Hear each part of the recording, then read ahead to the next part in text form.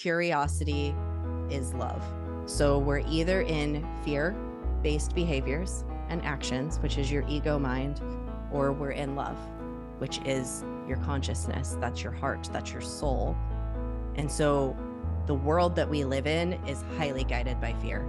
And what we need more of is us all taking actions that are based on love. It is easy to act based on fear. It's very easy. It is hard, especially in a world we're all reacting, competition, all those things are based in fear. It is really difficult to move based on love. However, curiosity is actually really easy. And it is the gateway. It is the doorway out of fear and into love. All we have to do is ask a question.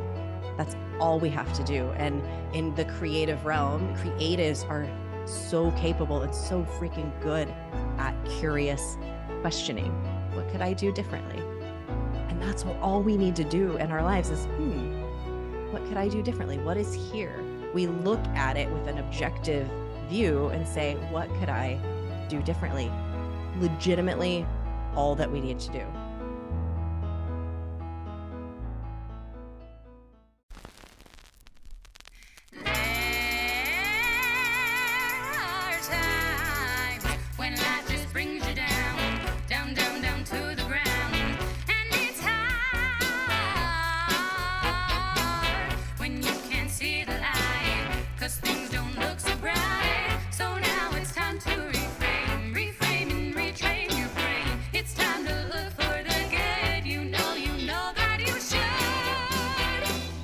Join me, 'cause I'm seeking sunshine, I'm seeking sunshine, I'm seeking sunshine, I'm seeking sunshine, I'm seeking sunshine, I'm seeking sunshine, I'm seeking sunshine. Welcome to Seeking Sunshine, Do What Lights You Up, a podcast for passionate, creative moms who are ready to live their best life and be their full, lit-up selves while being amazing moms, because it's possible to be both. It turns out that you don't have to lose yourself in motherhood, and I'm here to show you how. This is Seeking Sunshine 2.0 because we are no longer focusing on the problems, but on the solutions. It's your turn to shine.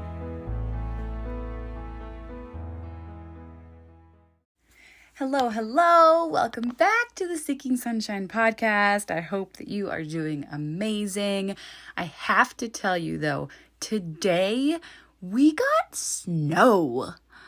This was like one of the only times I've actually worn my snow coat this entire winter, and it's like May. So I had to tell you that because I thought that was totally crazy that it's not quite mid-May. We're still like beginning of May, but that we got snow today. And I was like, this is crazy pants. I cannot believe the weather.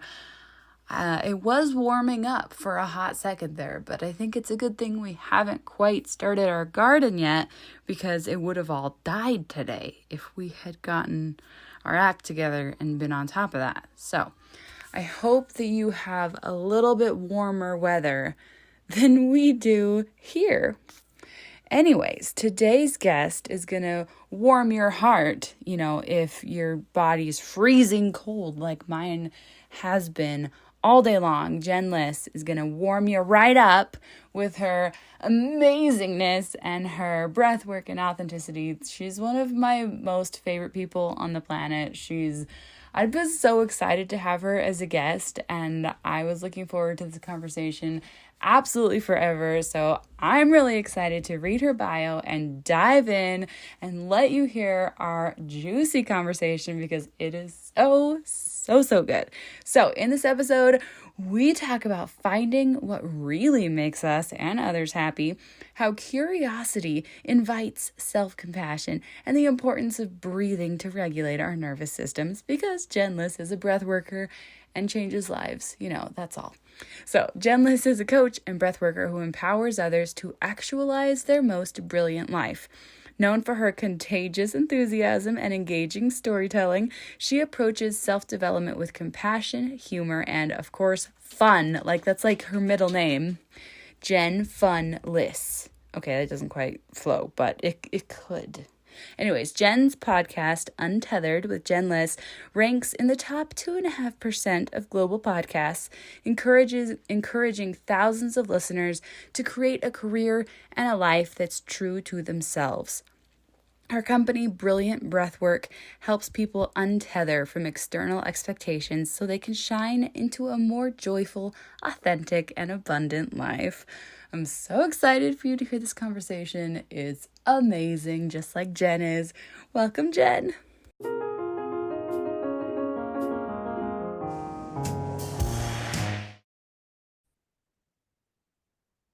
Well, I'm super excited to have one of my absolute favorite people here on the Seeking Sunshine podcast. Thank you so much for coming, Jen Liss.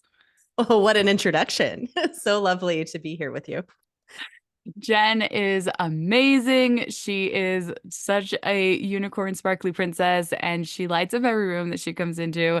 And I'm so excited to talk with you and to learn all about how we can be better at doing the things that light us up.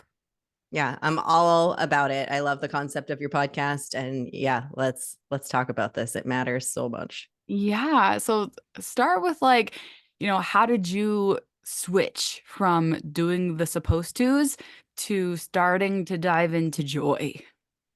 Yeah, it's been a journey, as Right. probably every person who comes on your podcast says. You and I were just talking before we hopped into this official interview about having children. And I'm somebody, I do not have children, and I've made that conscious choice, my husband and I, to not have children. But that was not always the case. I grew up in a Roman Catholic family, in Catholic schools. I absolutely pictured myself always having at least 5 children, as at least as many children as my mom had, and living my life, really my mom's life. But there was always a rub that was happening with that. In my head, I was like, here's my path. I'm going to find my husband, and we're going to have a horde of kids, and this is going to be our path. And at the same time, I was internally miserable, but I didn't recognize it because I thought that I was living the thing that I needed to be living. And so basically my whole life, until I finally made the decision about 4 or 5 years ago that I was going to live life on my terms, I had been experiencing an internal rub that I didn't know that I was experiencing, which was creating a misery inside of me that I wasn't fully aware that I was experiencing. And it was creating a misery in relationships and all kinds of things that I didn't know I was experiencing. And so if anybody, you might relate to this in some way, or might be waking up to this in some way, I think a lot of us are having that. There's just something inside of us that is misaligned and we don't quite understand. So I would feel so light and bright in my core, but the actual experience of me moving through the world did not feel that way. It's like there was this filter happening between me on the inside and what I was. And the best example I can give of this that comes to mind right now is that I was in Girl Scout camp. I decided to be a camp counselor because that's what responsible, good Girl Scouts do. Once they reach a certain age, you become the Girl Scout counselor. I've been So trained for this for so long. That's the yes, next it's like, logical this is step. the next step. Just like, okay, I get married and I have 5 kids because this is the next Roman Catholic step. This is what we do. So I'm there, and I named myself. You have a name as a Girl Scout counselor, Smiles. And all of my shirts were multicolor rainbow smiles. Because to me, I was Smiles. Like, that made sense to me. And the entire time I'm at Girl Scout camp, this whole 2 weeks, people are like, why is your name Smiles if you never smile? And I was like, shut the F up. What are you talking about? So there was this, that I feel like that confusion was happening my entire life, where I felt something inside that was filtering through these miserable situations I was putting myself in. I hated being a camp counselor. It was absolutely miserable. I did not like doing it. I was doing it because I thought that's what I should be doing. And so I wasn't smiling. But there was still something inside of me that was like, of course, my name would be Smiles. Well, and I'm sitting here like, having known you for a little while now, going, of course your name was Smiles. Like, that fits you to a T. And so to imagine you not being all smiley. Like something was obviously not Something was wrong. right. Yeah. So my process has been identifying the filter in between. There's because my friends and family, those closest to me, would see the smiles version of me because she would come out when I'm lit up. But I was moving about the world, specifically finding situations that were making me miserable. And because I felt like I should be doing them. So then the process has been every time I feel myself in that should, I'm like, oh, there's like a filter to remove here. Oh, there's a filter to remove here. And that has Mhm. been my awakening is like, oh my gosh, every time that I find myself not being actually being smiles, feeling smiles, but not being smiles, there's something wrong. There's something that's getting in the way. There's a should. There's something that I'm living that is not actually me. The filter of like other people's expectations instead Yes. of living your true self, instead of being what was really you. Yeah.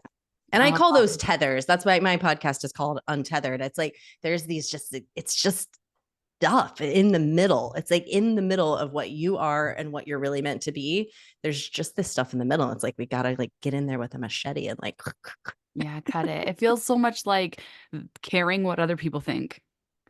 Like that yes. whole we care, we're taught from when we're really little to care so much about what other people think. And when we can start to let that go, the freedom that Mm, starts to come to us is incredible. But it's really hard because everyone around us is saying, you need to care what I think. yeah. Yeah, that's what we're taught, especially those of us, I think, like Karaleigh, you're a performer. And I, in my own way, I'm a performer too. Those of us who love to see the response of people, who love to see delight in other human beings. And that's part of our gift is to help people to delight in the world.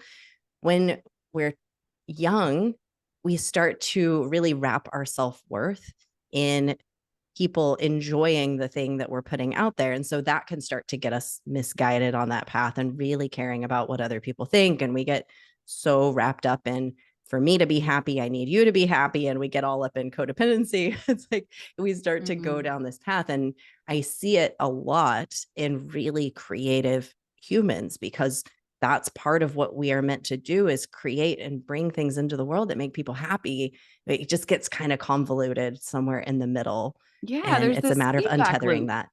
Yeah, yeah. Yeah, there's this feedback loop, especially because us creatives, that's us who we tend to be really sensitive to how other people feel. And then we pick up on their emotions and we try to fix it and we want to solve it and we want to use our creativity and our empathy to help fix the people. Like I can create something to help make you happy, but we can't make other people happy.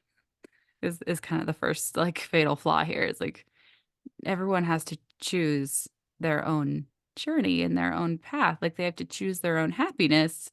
We cannot make anybody feel anything that they're refusing to feel, but yet we want to so badly help them. But when you're 6 and you don't know that, you try so hard.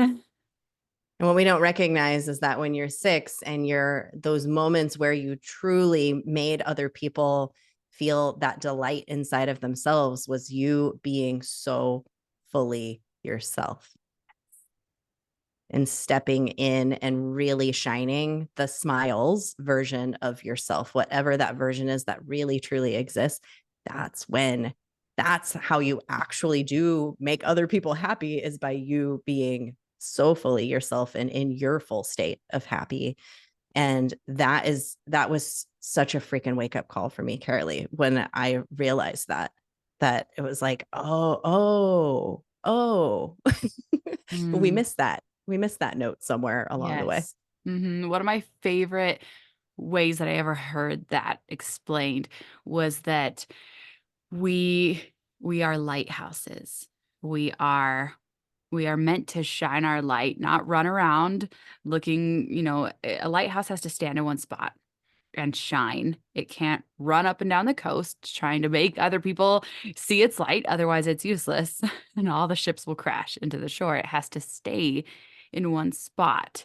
But when it does its job the way it's supposed to, and the lighthouse is firmly planted in its place and it just shines its very brightest, it saves all the sailors. It saves people because people can see clearly when the lighthouse is shining its brightest.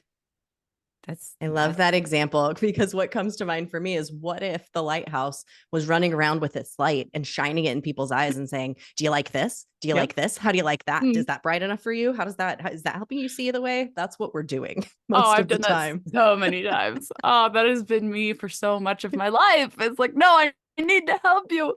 I must help. Let me shine my light right in your eyes because I know I can help you, and it doesn't work. It backfires a lot because if people aren't willing to see it, if they're not ready for your light, it really backfires and they're kind of injured by it instead of helped by it. It's so true. So true. So how did you go from, camp counselor and struggling to starting to have this transformation?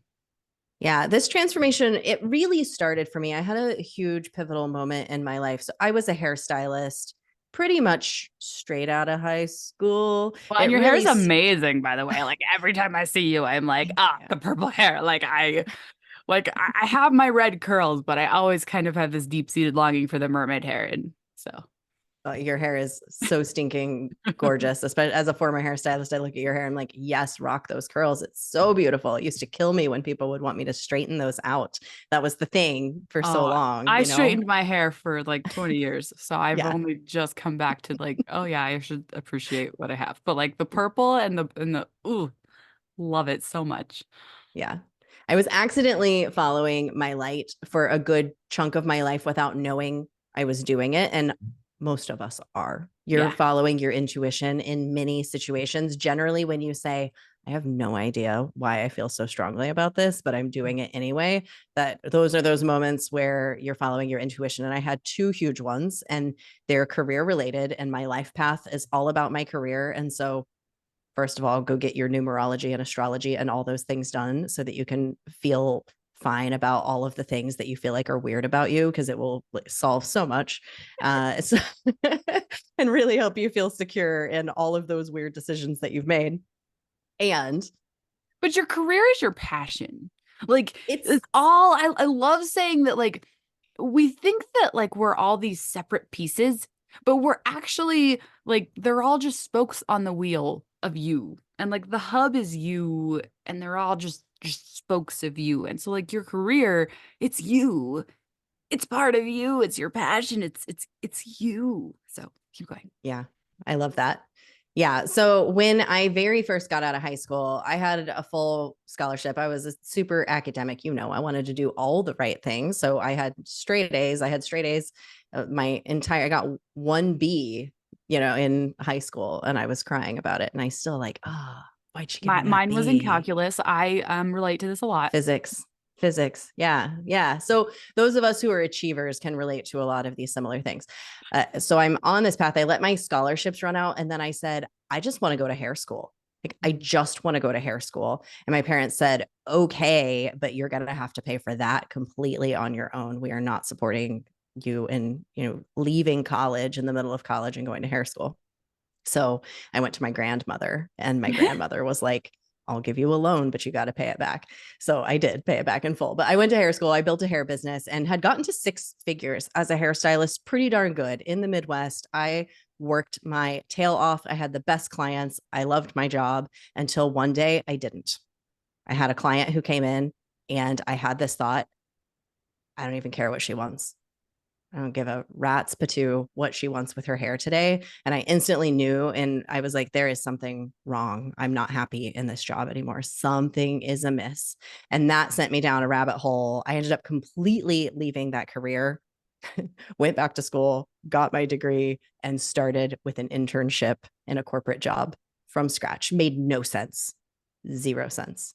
And I just knew. So I went down that path. So pivotal moments Pivotal moment number one was going to hair school. Pivotal moment number two was leaving hair school. And the tethers of my family, of my parents saying, wait, you left college to go to hair school.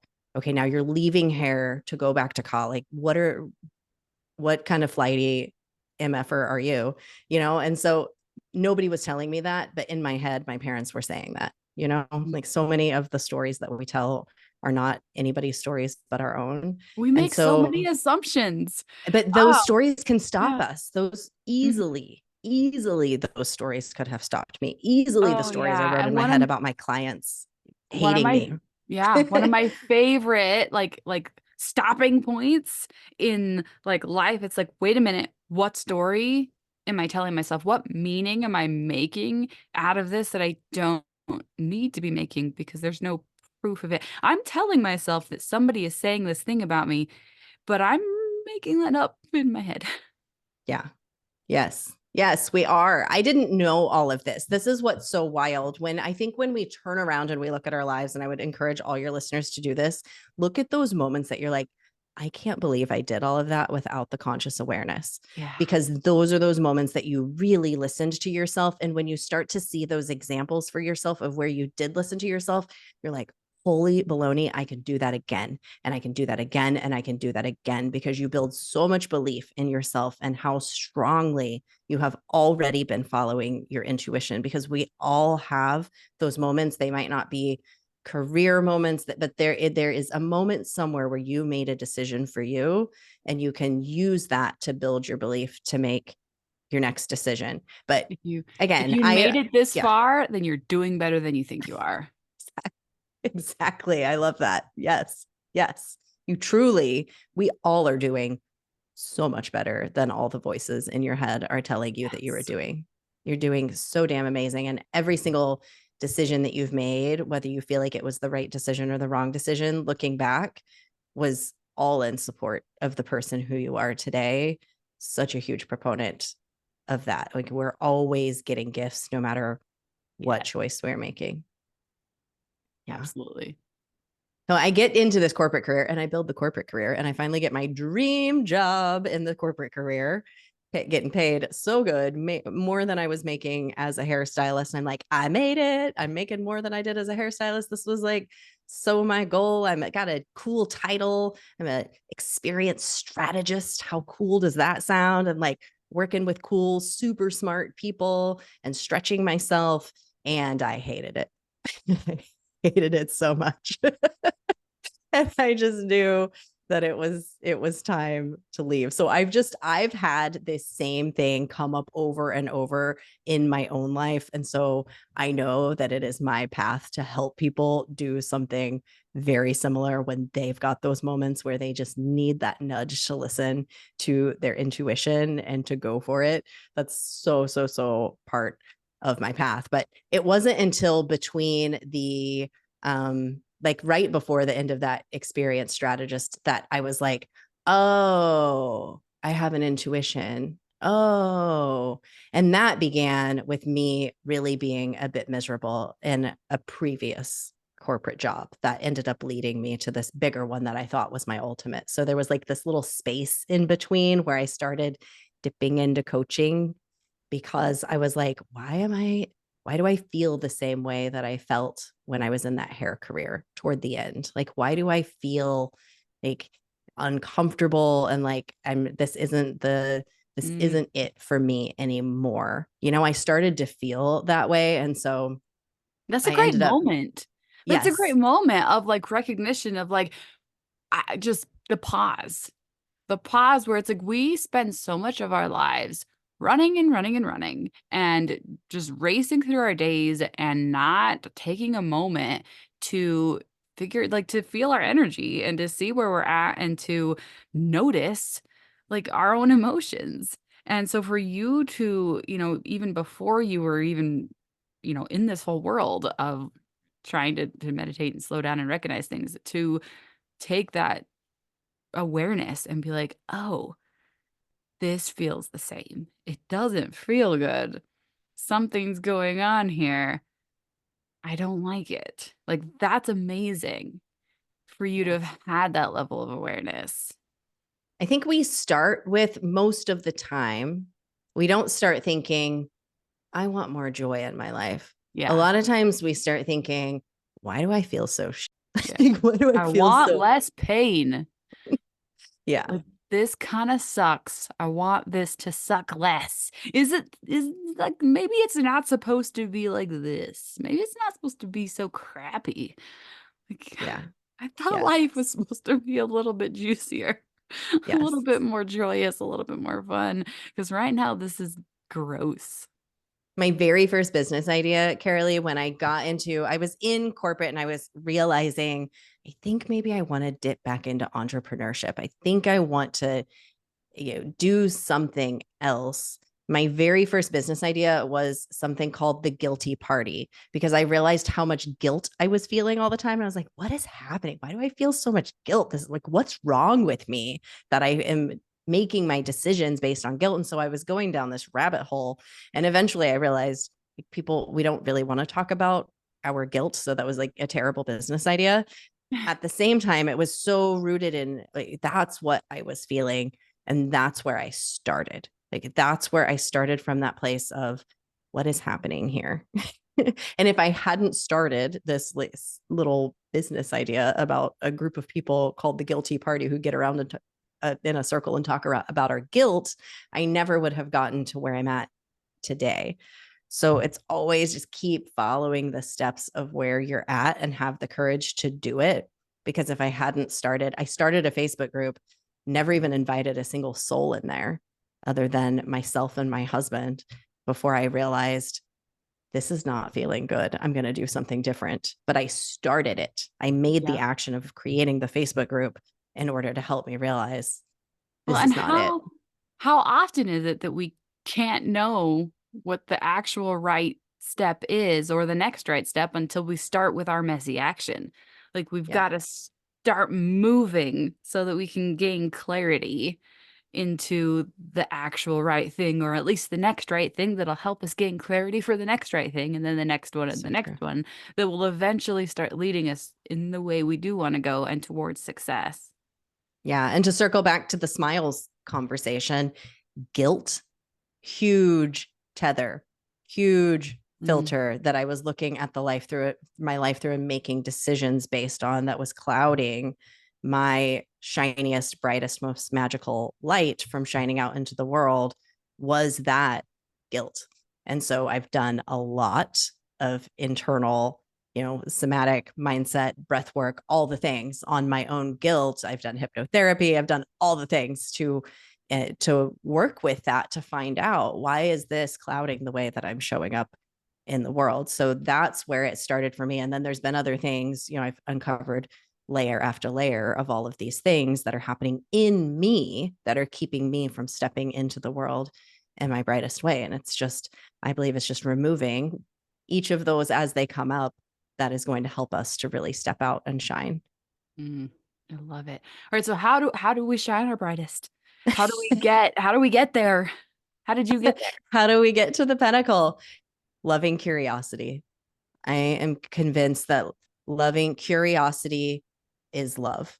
So we're either in fear-based behaviors and actions, which is your ego mind, or we're in love, which is your consciousness. That's your heart. That's your soul. And so the world that we live in is highly guided by fear. If you work in the corporate world is legitimately built on fear. Oh, yeah. Every interaction that you have with a coworker, every interaction you have with your boss, the entire company, everything corporate. And I've worked in employee experience, like, everything is based on fear. And what we need more of is us all taking actions that are based on love. It is easy to act based on fear. It's very easy. It is hard, especially in a world we're all reacting, competition, all those things are based in fear. It is really difficult to move based on love.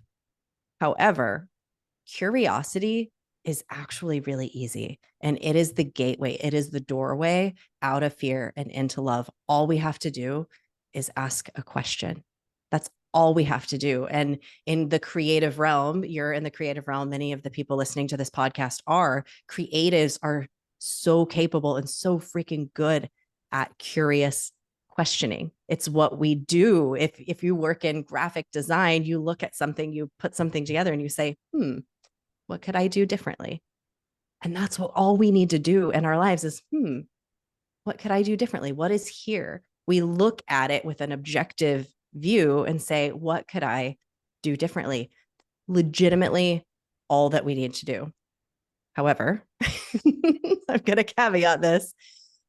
It can be really hard when we're caught up in our emotions and the swirl of emotions to pause and ask a curious question. So we have tools that support us in actually catching ourselves when we're in those moments of swirl, because that's when we're most in fear, when we're all swirled up in our emotions. We use tools to bring us back to center, to that place where we can objectively look at things and say, what's here for me? And we can ask that question.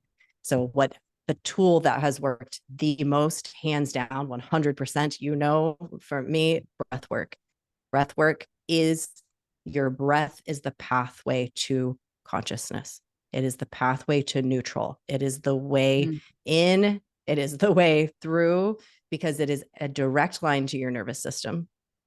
We can get into nervous system if you want to, but I it is love a it. Let's do it. direct line, a physical direct line scientifically to your I nervous system. love it. Well, and the first thing I want to say is that, like, when we're in fear, the first thing we do is we stop breathing. Like the very first thing we do, it's like, I had this, I'm a songwriter, so like I had this moment when I graduated college and I like pulled up into my driveway and I was like, I just realized that I've like not breathed for like the whole time I was in college. Like I was like, I took a deep breath and I was like, oh my gosh.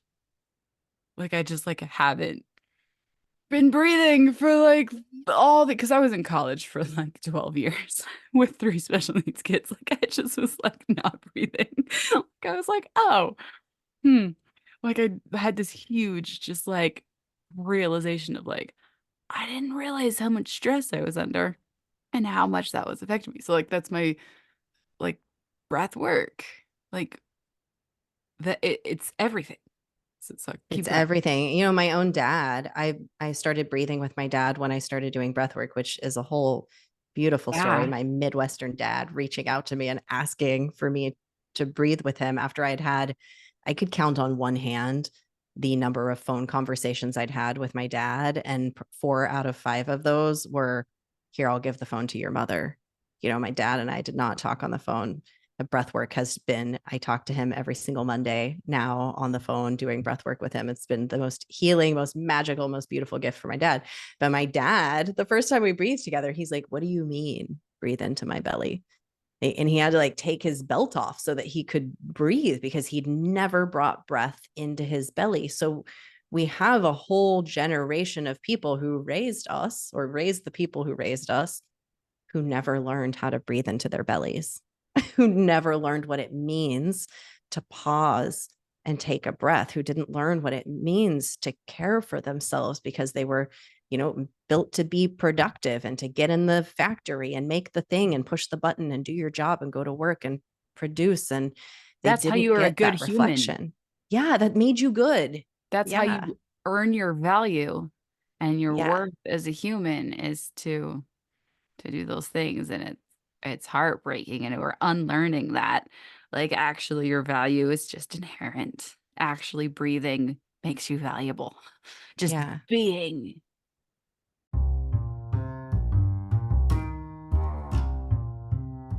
We are going to pause here for a moment to talk about Podcast Like a Mother. The Podcast Like a Mother podcast creation course is all about teaching you how to make podcasting work for your life. Podcasting should be easy, fun, and created right from your cell phone so that you aren't stuck behind a desk all day. It's time for you to leave your legacy and capture your stories, because you are here for a reason: to use your voice and inspire others. Head to the show notes to learn more. Now, back to the show. I think there were generations of people who understood that at a certain level. And so then it got somewhere in these last couple of generations, it's gotten a little bit lost. And we can probably loop that to spirituality. We can loop that to the Industrial Revolution. Oh, We yes. can loop that to technology, like all of the things that have happened in the human experience in the past couple decades. And Yeah. there's this beautiful consciousness that's coming to it right now that I think to me, it's such an exciting time to be alive because we are shifting. You and I are having this conversation, for example. We're shifting into a very beautiful time. So we can look at the world through this lens of this is chaos and, there's so much going on. Yeah, we can look at it through that lens. Can also look at it through this lens of we're returning back to our breath. We're learning so much about the nervous system. We're learning so much about the power of our own energy and how we can impact the world simply by our thoughts and the way that reverberates through the water in our body and the way that reverberates into our energetic field.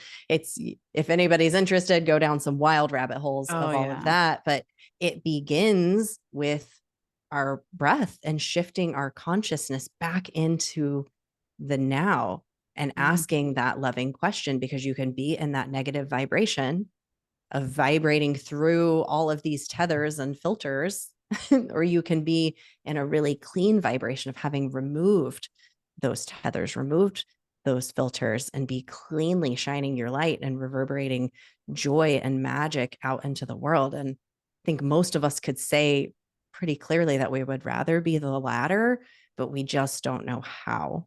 And there are so many beautiful people, yourself included, who are showing people how, because you yourself have been on this journey to the extent that you have. And I've been on it to the extent that I've had. And we're turning around and saying, like, I want to show you through my own light how you can do this with your own light. Well, and I have to include here, especially for all the moms that I talk to, it's so easy to have this mindset and this opinion that has been, taught to us for so long that no, I have to take care of other people. I can't take this time out for myself. And that is selfish and that is, irresponsible and whatever. But I want you to really think about how you come across to other people when you're in that bitter negative energy, in that martyrdom place of like, I've been giving and giving all day. I haven't sat down for a second. I haven't stopped cleaning or moving or taking care of other people all day. And how that affects the people around you when you feel like that, because it doesn't feel good to the people around you when you're in that place. But when you have taken responsibility for your own energy, and you've taken a time out, which is like the most important thing you can do for everyone around you. Actually, like it's so good for them, for you to take a time out and go do some breath work or go do a meditation or just, I mean, literally, like go lock yourself in the basement and eat a candy bar. Like, I don't know, like whatever you have to do to like regroup and like get clean in your energy and like find your center and be yourself again. Because I mean, that's my experience, is like I get screamed at a lot by my kiddos, like, and I have to take that time for myself to become myself again, or my brain will be fried and I cannot think. Mhm. Like I have to like go take a walk, go take I don't care what you need. Take what you need so that you can show up as your best self for your kids, for your family, for whoever you're showing up for. It's so important. And so when Jen talks about breathwork next, like it's important. Like It you is you important. need it. It helps the people around you. Like it actually does. It's important for them, for you to take care of you. And I would encourage anybody to do it as an experiment. The next time that you feel yourself feeling really reactive, or like you want to kind of blow up, or you need that time for yourself but you feel like you can't, go ahead Mhm. and take it. And what Just I say, you know feel what, I'm going to experiment and I'm going to give myself Mhm. this time. And Yep. then afterward, notice how it impacts other people when you're Mm. willing to go back and take care of yourself. Notice the way that it impacts other people when you come back out of the room.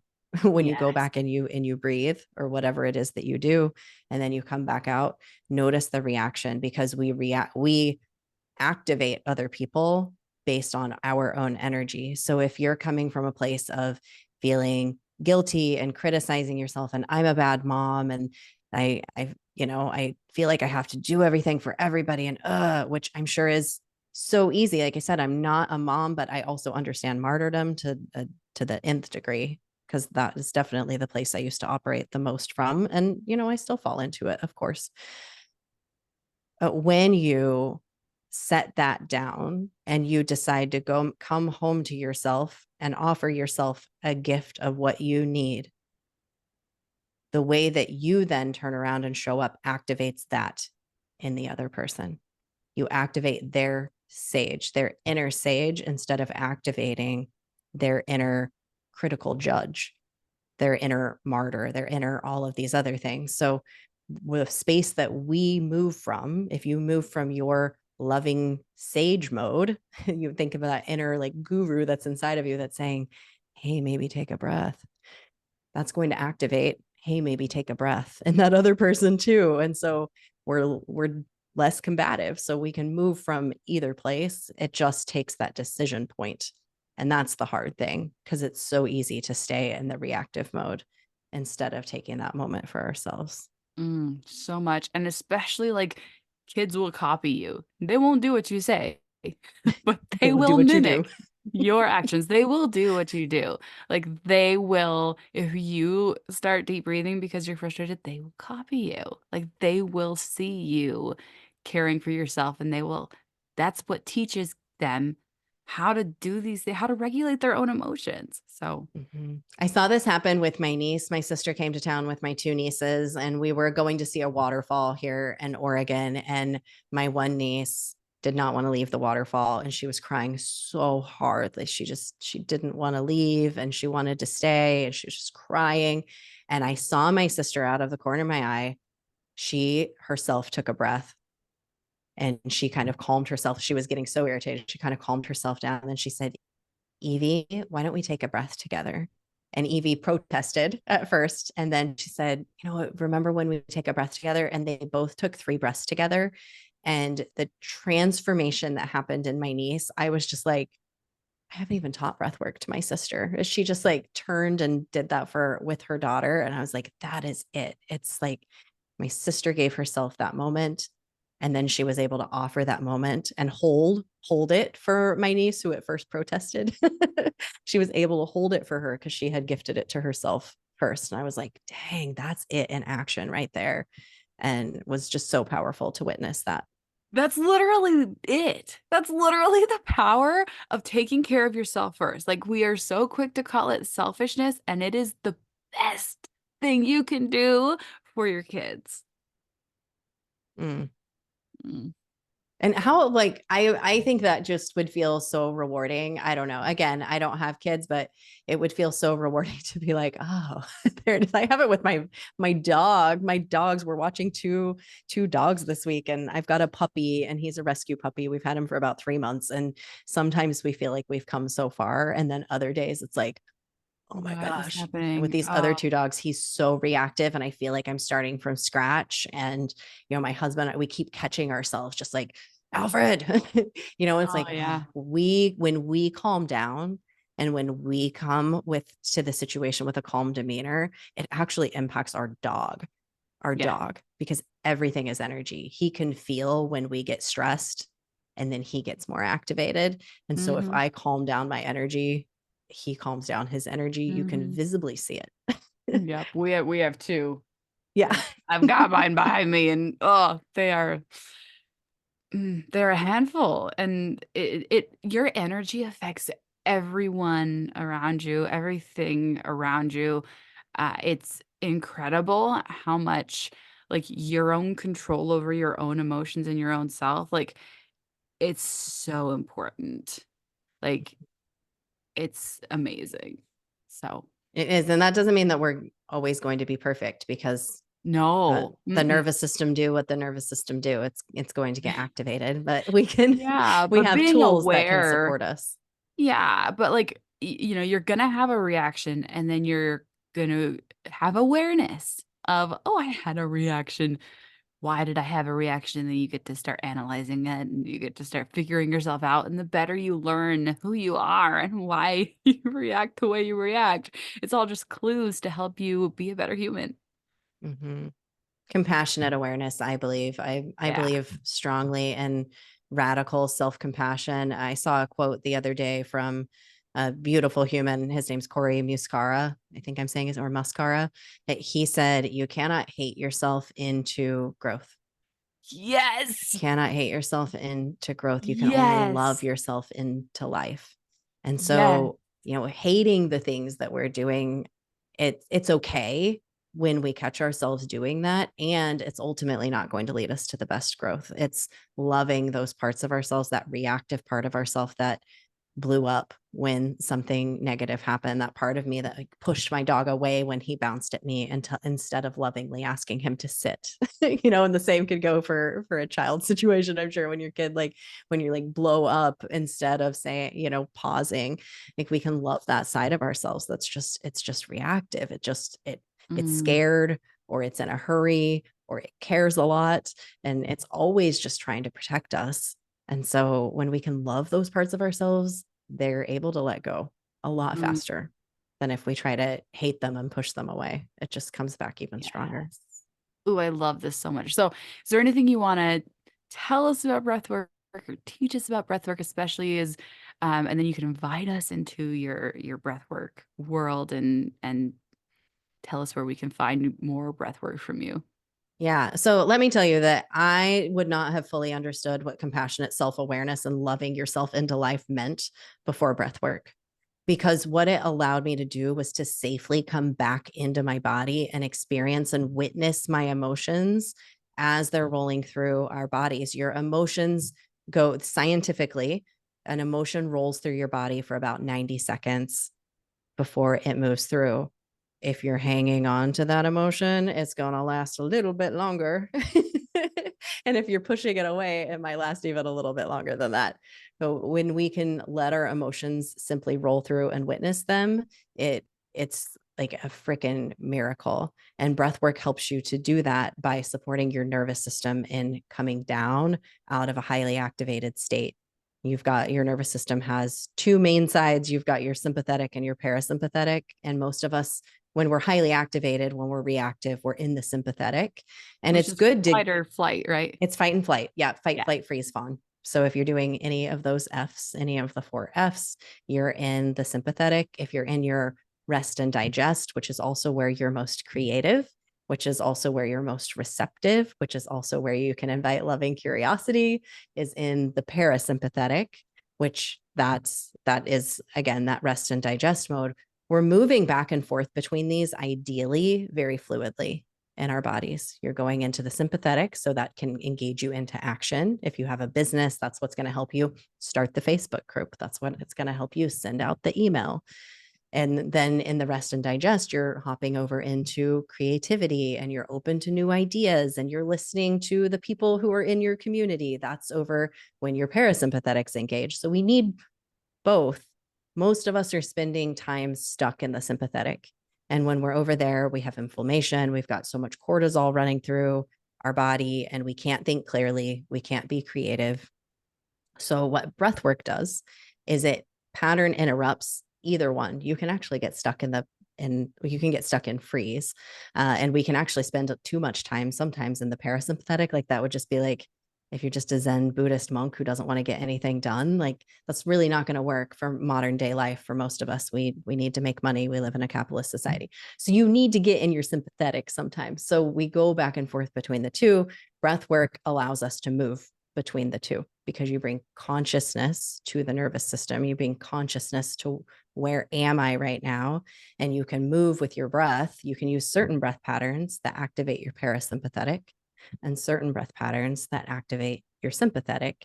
And so when you toggle back and forth between the two of these, it starts to train your nervous system, to train your body to consciously move between one and into the other. And it's really powerful. And in that space of consciousness, you can begin to witness okay, in my activated mode, these are the things I'm experiencing.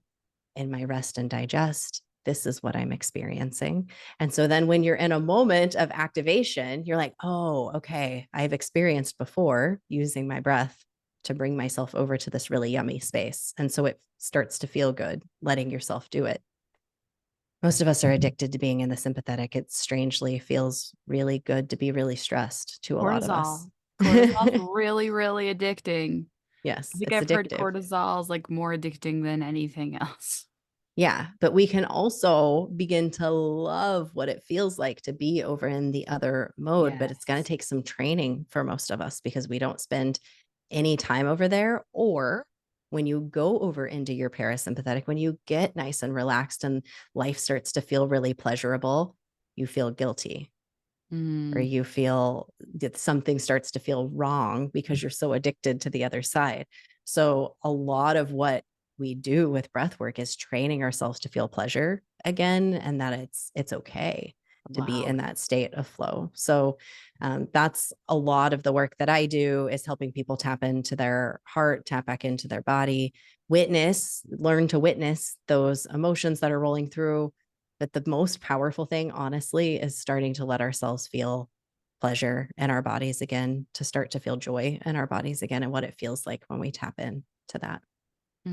So how do we do that? How do we find more joy? Let's talk about joy for a minute. Yes, Talk yes. about That got real sparkles sciencey. I know. Let's Let's talk get back about into joy. joy and sparkles and unicorns and doing the things that light us up. How do we find what lights us up? How do you find, well, anything when you feel excited? What feels exciting to me right now? When's the last time most people ask themselves that question? What would be the most exciting thing I could imagine doing today? What feels fun today? Let's start with that question. It's like, instead of what do I have to do today? What could I do that's fun today? And that could be simply 5 seconds of dance. I started a coaching call yesterday. I said, you know what? I kind of feel like doing like 3 rounds of the wobble. And so we hopped up and we did the wobble for like 3 little rounds. And I was like, do you not feel better? I feel so much better from hopping up and just doing the wobble real quick because that Ooh. sounded fun and freeing. So it's like, what is it that doing the wobble might not feel fun to you, but something does? When was the Something last time you does. had a dance party? Like we Yes. all need dance parties more often. I don't care if you can't dance. I can't dance. That's okay. Dance parties, 3-minute dance party will change your whole day. Yes, it totally will. And also just doing the thing that you want to do. I'm on a walk the other day and I start to pass this cherry tree. And I'm like, I just want to stop and take a picture with one of these cherry blossoms. I'm like, that's stupid, Jen. Why would you? No, you don't need to stop and like pick up the flower and take the picture that you're never going to look at again. So I keep walking. And then I said, no, I'm going to stop and I'm going to take a picture with the cherry blossom. It's what I wanted to do. That sounded fun to me. And so I go and I pick up the blossom, I put it in my hand and I took a picture of it. And I've never looked at that picture again, but I let myself have that moment of pausing. But we so often will talk ourselves out of the little joyful Mm. things that feel fun because it feels weird. Somebody might look at us weird. I want to jump up and click my heels when I'm walking at the park. Let yourself jump up and click your heels when you're walking at the park. Let yourself touch the leaf as you walk past it. Because I think we're taught like from a young age, like, don't touch that, don't touch that, don't touch that. Mm. So you'll have an urge to do something and you won't do it, but really you just want to touch the leaf. Let yourself touch the leaf. So start Mm. letting yourself do more of those teeny tiny little joys in your day and watch what happens. It will open up so much for you because guess what? Let's talk about the parasympathetic. You're going into the parasympathetic when you do that thing that brings you joy. As your fingers are touching that leaf and connecting with nature, like it could be that your body was just craving to connect with something tactile and texture. So you're Mm. lowering your cortisol in your body by letting yourself touch the leaf, by letting yourself put the blossom in your hand, by letting yourself skip at the park or whatever it is that you want to do. You're lowering your cortisol, you're activating your sympathetic, you're activating your joy, you're teaching yourself it's okay to do things that are pleasurable.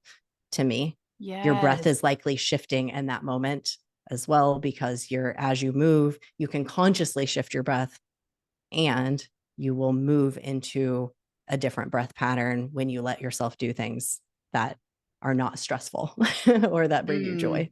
I love it. What Goes I've both heard ways. yeah, what I've heard a lot lately is, oh, like if I let myself do something fun, if I let myself do something pleasurable, like before I know it, I'm gonna be this gluttonous, like overspending, like I'm like it's gonna take nothing and I'm gonna be overboard, like destroying my family and my life. Like I'm gonna be this lustful, gluttonous, like seven deadly sins, like overboard. Like the line is it will just not exist. And it's like the things we're talking about are like fun, like little fun things. Like we're not saying go open 20 credit cards and spend $1 billion.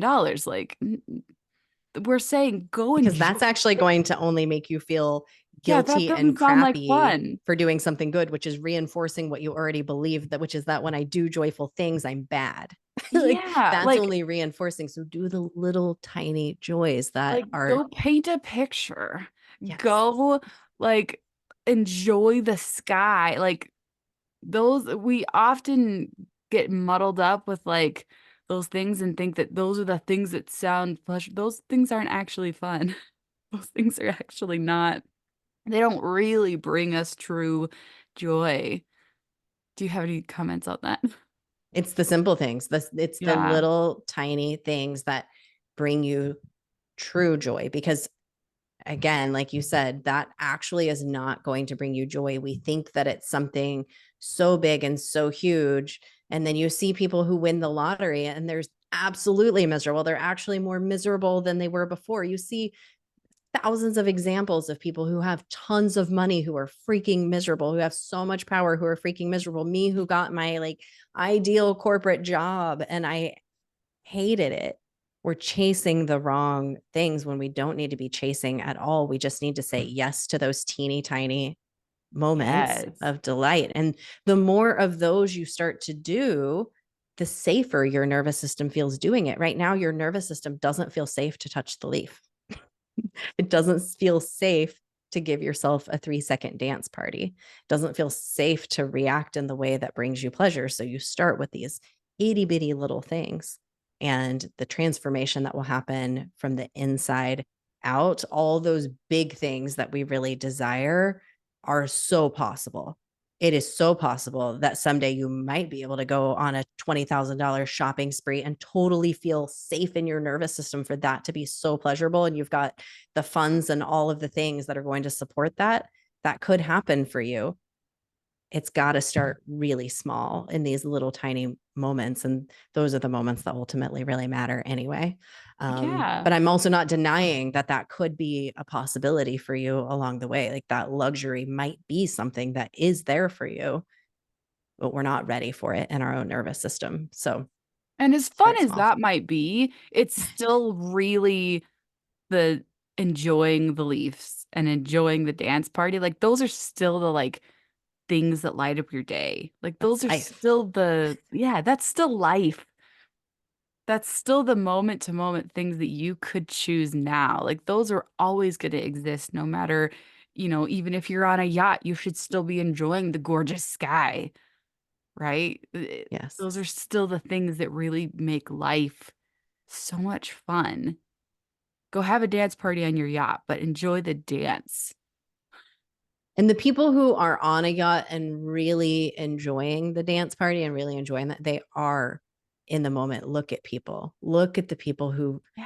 have a lot, that have what we would consider a lot in terms of material things. And those who are genuinely happy with it, they have learned this art of living Yeah. in the moment and letting themselves enjoy little things and moving from that space and shining. That's what's going to ultimately shine your light the brightest. And then other people are attracted to that light. And that's that magnetic Mm, power that starts to happen for us. But it starts with, like, it's not going to start from the outside and it we has to start gotta, from the inside out I love it. We've got to start enjoying life like right now. right now. This is enjoyable Boom. for me. I love it. I love conversations like this, and I have loved talking to you. How can we find you and support you and tell us the name of your podcast again and all the things, all the links. Yeah, thank you so much. I have a podcast called Untethered with Jen Liss, and then you can find anything that I'm currently offering at jenliss.com. I have a breathwork membership called Brilliant Breathwork, where we do breathwork multiple times a week on various topics. This week we are currently, and this week, and I know this podcast will come out later, but we're doing voice. So we'll do it on various topics like sharing your voice with confidence. And we do lots of different things in there. So you can check that out if you're curious about breathwork at all. And there's a free breathwork activation on my website if you want to sign up and get that so that you can try breathwork out if you're curious. Ooh, and Jen's amazing at breathwork. She's Thank you. so gifted. So thank you so much for coming on. This has been so much fun, and I feel like we have learned so much. Thank you. So fun to come on. Thanks for coming.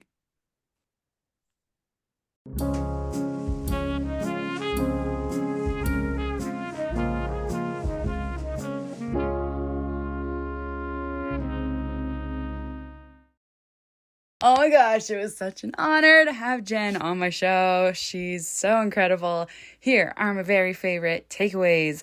Number 1, that's how you actually do make other people happy, is by you being so fully yourself and in your full state of happy. Yes. One of my favorite stopping points, this is number 2. Number 2, one of my favorite stopping points in life is wait a minute. What story am I telling myself?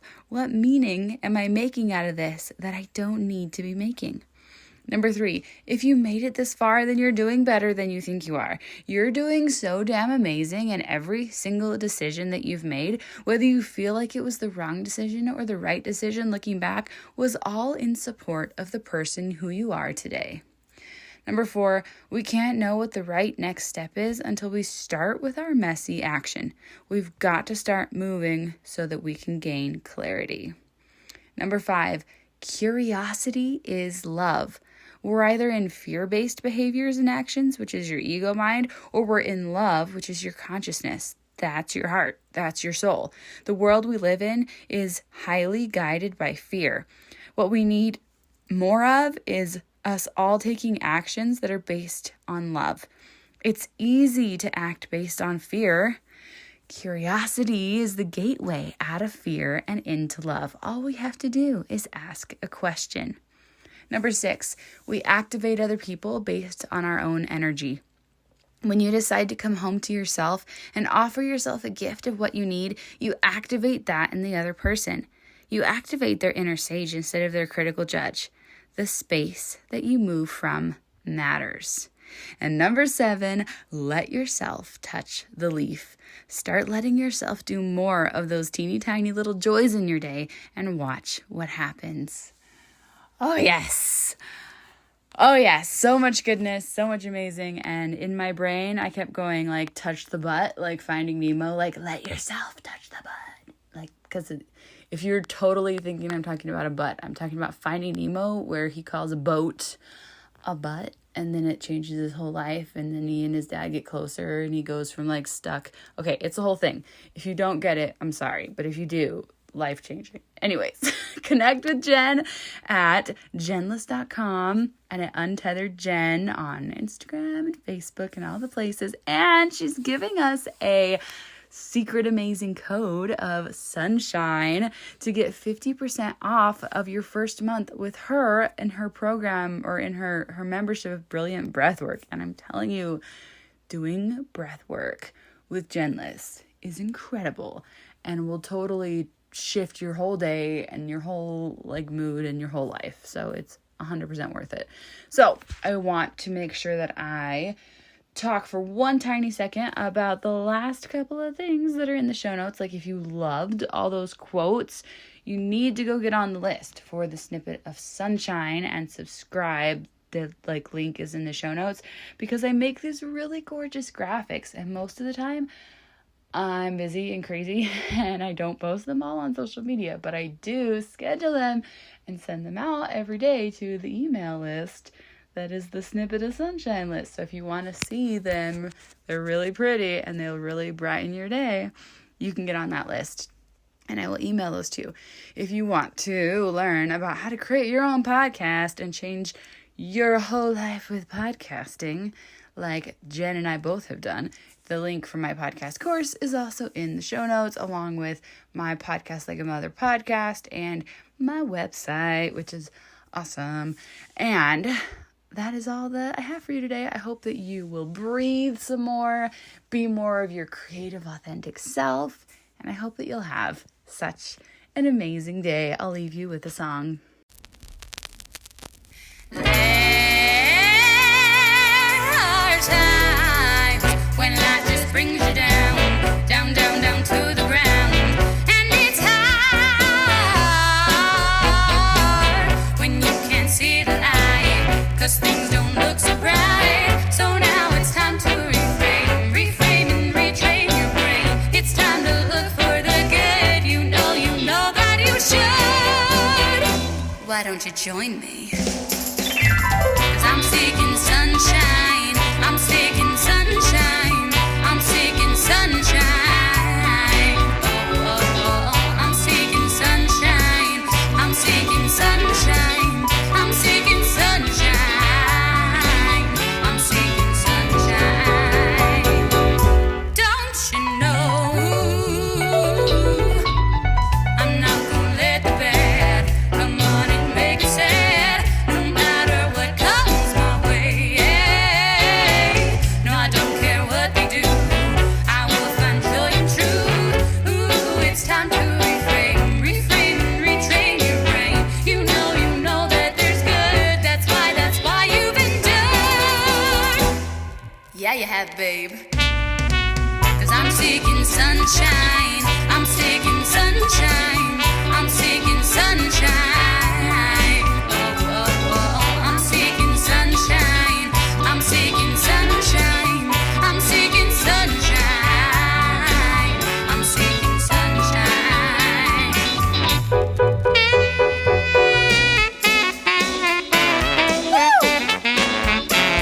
Yeah, babe. Yeah.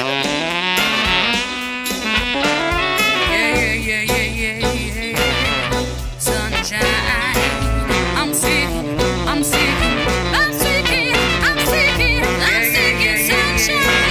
I'm seeking sunshine. I'm seeking sunshine. Yeah, I'm seeking sunshine. I'm seeking sunshine. Sunshine. I'm seeking sunshine. I'm seeking sunshine. I'm seeking sunshine. I'm seeking sunshine. Yeah, babe. 'Cause I'm seeking sunshine. I'm seeking sunshine. I'm seeking sunshine. I'm seeking sunshine. I'm seeking sunshine. I'm seeking sunshine. Give me some sunshine.